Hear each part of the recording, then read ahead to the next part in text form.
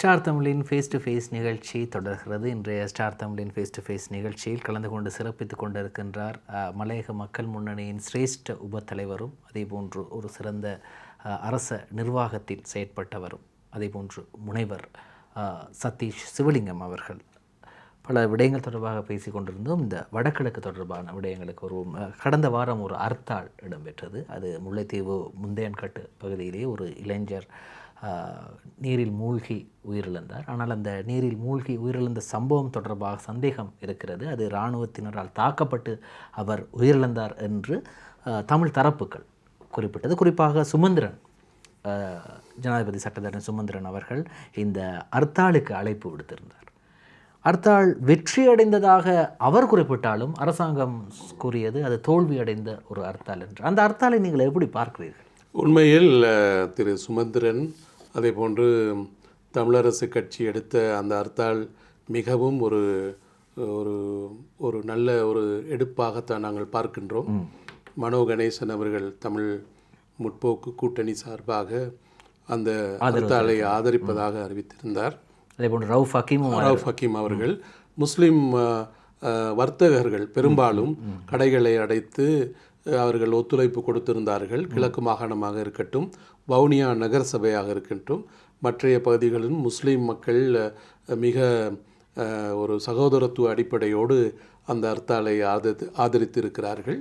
உங்களுக்கு தெரியும் பிரேம், நான் முல்லைத்தீவு மாவட்டத்திற்கு மிக நெருக்கமாக கடமையாற்றியிருக்கிறேன். யுத்த காலத்திற்கு பிறகு, யுத்த காலத்தின் போதும் அதன் பிறகும் அப்போதைய புனர்வாழ்வு, மீள்குடியேற்ற, அகதிகள் விவகார, சிறைச்சாலைகள் மறுசீரமைப்பு அமைச்சினுடைய சிரேஷ்ட ஆலோசகராகவும் பணிப்பாளராகவும் பணியாற்றினேன். அங்கு இருக்கக்கூடிய புவியியல் ரீதியான நிலைப்பாடு, பிரதேச ரீதியான நிலைப்பாடுகள் நன்றாகவே எனக்கு தெரியும். இந்த இளைஞர்களுடைய மரணம் என்பது, இளைஞர்கள் மீதான தாக்குதல் என்பது மக்கள் மத்தியில் ஒரு அச்சத்தை ஏற்படுத்தி இருக்கின்றது. மக்கள் பீதி அடைந்திருக்கிறார்கள்.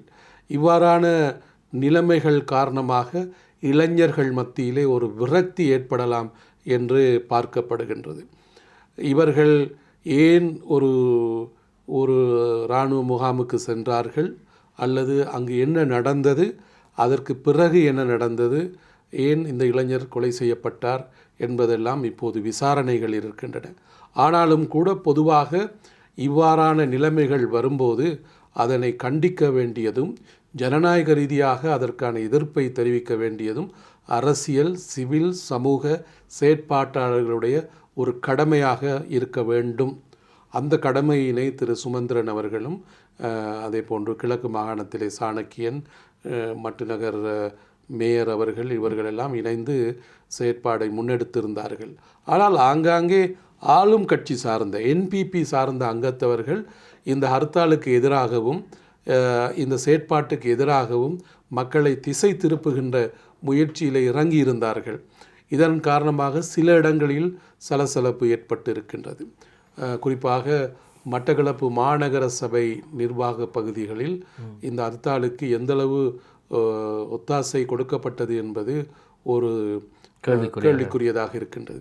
ஆகவே எதிர்காலங்களில் தமிழர்களுடைய நலன் சார்ந்து, தமிழ் மக்களுடைய உரிமைகள் சார்ந்து, தமிழ் மக்களுக்கு அநீதிகள் இழைக்கப்படும் போது, தமிழ் மக்கள் மீது அத்துமீறல்கள் திணிக்கப்படுகின்ற போது, அல்லது மறைமுகமாக தமிழர்களுடைய நிர்வாகம், தமிழர்களுடைய இருப்பு, தமிழர்களுடைய பாதுகாப்பு தொடர்பாக அச்சுறுத்தல்கள் நேரடியாகவோ மறைமுகமாகவோ வருகின்ற போது அதற்கு முகம் கொடுப்பதற்கு தமிழ் தரப்புகள் ஒன்றாக இருக்க வேண்டும், ஒரு அணியிலே இருக்க வேண்டும். அதற்கு மலைநாட்டிலே இருக்கின்ற அரசியல் கட்சிகளும் தார்மீக ரீதியில் ஒத்துழைப்பு கொடுப்பதற்கு, ஜனநாயக ரீதியில் ஒத்துழைப்பு கொடுப்பதற்கு தயாராக இருக்கின்றார்கள். அது செம்மணி போராட்டமாக இருக்கலாம், அல்லது தமிழ் மக்களுடைய காணி சுவீகரிப்பு, அல்லது காணாமலாக்கப்பட்டவர்களுடைய எதிர்காலம், அதற்கான நியாயம் போன்ற பல்வேறு விடயங்கள் பற்றி ஒரு ஒருமித்த கருத்துக்கு வர வேண்டும். இன்னும் சில நாட்களில் ஐநாவுடைய சபை கூட இருக்கின்றது. ஆகவே ஐநா சபையிலே என்ன நிலைப்பாட்டை அரசாங்கம் எடுக்கப் போகின்றது, அதே போன்று தமிழ் தரப்பினுடைய நியாயம் எந்த விதத்திலே அங்கே பிரதிபலிக்கப் போகின்றது என்பதை நாங்கள் பொறுத்திருந்து பார்க்க வேண்டும். கடந்த ஐநா சபை கூட்டத்தின் போதும் கூட அரசாங்கத்தின் சார்பாக வெளிநாட்டு அலுவல்கள் அமைச்சர் விஜித் ஏரத் அவர்கள் அங்கே சென்று ஒரு முரண்பாடான கருத்தை சொல்லியிருந்தார். தமிழர்களுக்கு ஏற்புடைய கருத்தாக அது எதிர்பார்க்கப்படவில்லை, அது ஏற்றுக்கொள்ளப்படவில்லை. ஆனால் அதற்கு என்னவோ ஊடகங்கள் ஒரு போதிய பிரச்சாரத்தை கொடுக்கவில்லை. விஜித் ஏரத் அங்கே என்ன சொன்னார், அவர் எதை நியாயப்படுத்தினார், யாருக்காக எந்த நோக்கத்துக்காக அவருடைய அந்த உரை இடம்பெற்றது என்பது இன்னும் கூட சரியாக விவாதிக்கப்படவில்லை என்பதுதான் என்னுடைய கருத்தாக இருக்கின்றது. பொதுவாகவே நாங்கள் இந்த வடக்கு கிழக்கு தொடர்பாக பேசும்போது, அங்கே இருக்கக்கூடிய மக்களது பிரச்சனைகள் தொடர்பாக பேசும்போது அங்கும் கூட இரு நிலைப்பாடுகள் இருக்கின்றது. தமிழரசு கட்சி ஒரு நிலைப்பாடாக இருக்கும்போது தமிழ் தேசிய மக்கள் முன்னணி அவர்கள் வேறு ஒரு நிலைப்பாட்டில் இருப்பார்கள். அங்கே இன்னும் ஒரு தரப்பினர் அவர்கள் வேறு ஒரு நிலைப்பாட்டில் இருப்பார்கள். ஆகவே இந்த தமிழர் தரப்பிலே இருக்கக்கூடிய ஒற்றுமையின்மை கூட காரணங்களாக இருக்கலாம் தானே. காரணம், இப்பொழுது தெற்கிலே இருந்த ஒரு கேள்வி எழுப்பப்படுகின்றது, இராணுவ முகாம்கள் ஏன் இருக்கக்கூடாது என்ற ஒரு கேள்வி தெற்கிலே கேட்கப்படுகின்றது. அதாவது நீங்கள் அர்த்தால் செய்கின்றீர்கள், அங்கே ஒரு இளைஞர் தாக்கப்பட்டார் என்று குறிப்பிடுகின்றீர்கள், அதே போன்று இராணுவ முகாம்கள் இருக்கக்கூடாது என்று நீங்கள் குறிப்பிடுகின்றீர்களே, அது எந்தளவு நியாயம் என்று தெற்கிலே இருந்த ஒரு கேள்வி கேட்கின்றார்கள். அதற்கு நாங்கள் என்ன பதில் சொல்வோம்?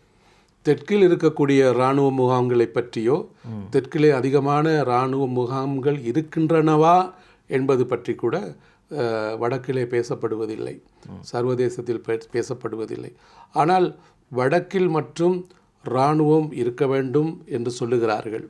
வடக்கில் இராணுவ முகாம்கள் அகற்றப்படக்கூடாது என்று சொல்லுகிறார்கள். இந்த ஊடகங்களிலே வருகின்ற கருத்துக்களை பார்க்கின்ற போது மீண்டும் ஒரு கசப்புணர்வை ஏற்படுத்துவதற்கு சிலர்கள் திரைமறைவிலே இருந்து கடமையாற்றுகிறார்களா என்பது தெரியாது. நீங்கள் சொன்னது போல பிரேம், இப்போது இரண்டு தரப்புகள் எப்போதுமே வடகிழக்கு அரசியலில் இருந்திருக்கிறார்கள். தமிழ் தேசிய கூட்டமைப்பு என்ற மிகப்பெரிய ஒரு கூட்டமைப்பிலே பல்வேறு அரசியல் கட்சிகள் ஒன்றாக இருந்தார்கள். விடுதலை புலிகளுடைய அந்த காலகட்டத்திலும் சரி, அதற்கு பின்னரும் சரி, தமிழர் தரப்புகள் ஒரு அணியாகவும், அதாவது தமிழ் அரசியல் கூட்டணி என்பது ஒரு அணியாகவும், அரசாங்கத்தோடு இணைந்து இருக்கக்கூடியவர்கள் மாற்று அணியாகவும் இருந்திருக்கிறார்கள். உதாரணமாக இபிடிபியுடைய தலைவர் டக்ளஸ் தேவானந்தா அவர்கள். ஆனால் அவர் அரசாங்கத்தை ஆதரித்த அதே நேரம் அவர் மிக பொறுப்பு வாய்ந்த அமைச்சு பதவிகளை வகித்தார். அந்த அமைச்சுகள் ஊடாக வரலாறு காணாத அளவு யாழ்ப்பாணத்திலும் சரி, குடாநாட்டிலும் வடபகுதியில் பல்வேறு அபிவிருத்தி பணிகளை அவர் மேற்கொண்டிருக்கிறார். அதை நாங்கள் மறுக்கக்கூடாது.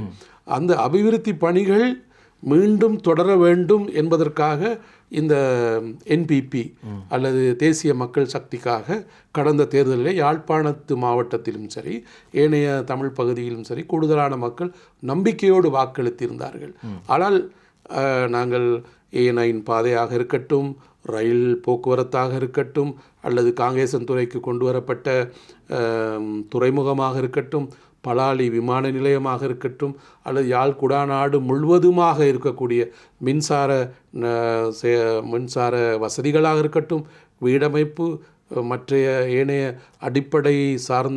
அடிப்படை வசதிகளை உருவாக்குகின்ற அந்த செயற்பாடுகள் ஏனைய கடந்த அரசுகள் செய்தது போன்று இந்த அரசு அதையும் விட வேகமாக செய்யும் என்று மக்கள் நம்பியிருந்தார்கள். ஒரு புரட்சிகர மாற்றம் வந்துவிடும் என்று மக்கள் எதிர்பார்த்தார்கள்.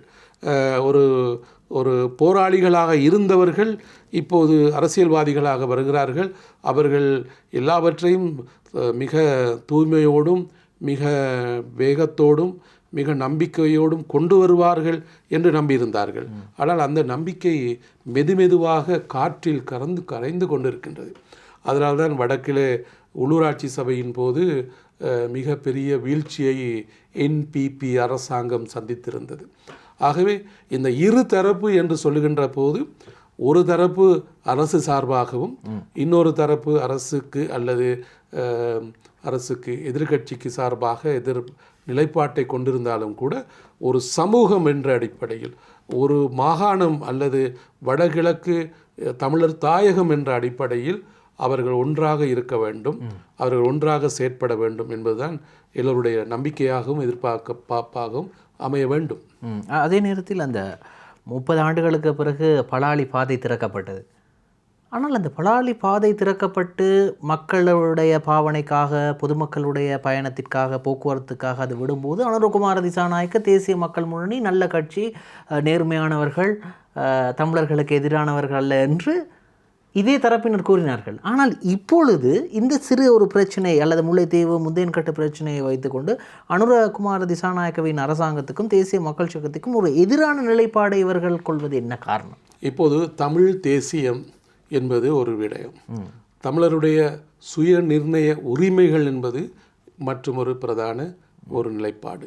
இந்த இரண்டு நிலைப்பாட்டையும் ஜேவிபி ஆதரிக்கின்றதா என்று பார்க்க வேண்டும்.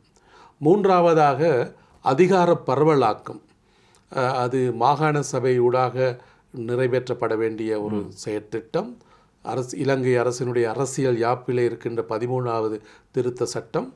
இந்த மாகாண சபைகள் ஏற்படுத்தப்பட்ட போது 1987ஆம் ஆண்டு ஜூலை 29ஆம் தேதி ராஜீவ்காந்தி ஜே.ஆர். ஜெயவர்தன் அவர்களும் செய்து கொண்ட ஒப்பந்தம்.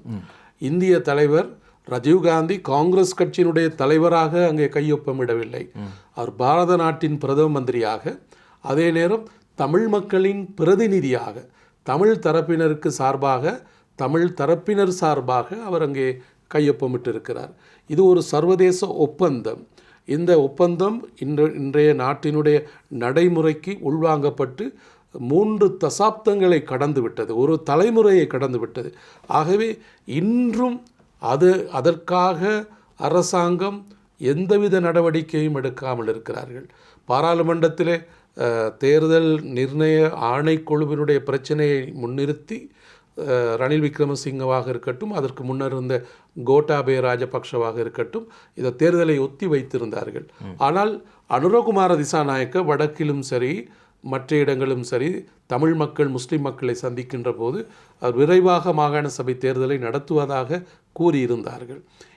இந்திய பிரதமர் நரேந்திர மோடி அவர்கள் இலங்கை வந்தபோது அந்த உறுதிமொழியை நரேந்திர மோடி அவர்களுடைய செய்தியாளர் மாநாட்டிலே மிக தெளிவாக ஆணித்தரமாக சொல்லியிருந்தார்கள்.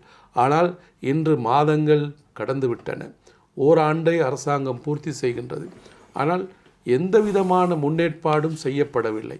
பாராளுமன்றத்திலே ஒரு மசோதாவை இதுவரை கொண்டு வரவில்லை, ஒரு திருத்தத்தை கொண்டு வரவில்லை, அல்லது மாகாண சபைகள் நடைமுறைக்கு தேவையான நிதி ஒதுக்கப்படவில்லை, போதிய நிர்வாகிகள் அதிகாரிகள் நியமிக்கப்படவில்லை.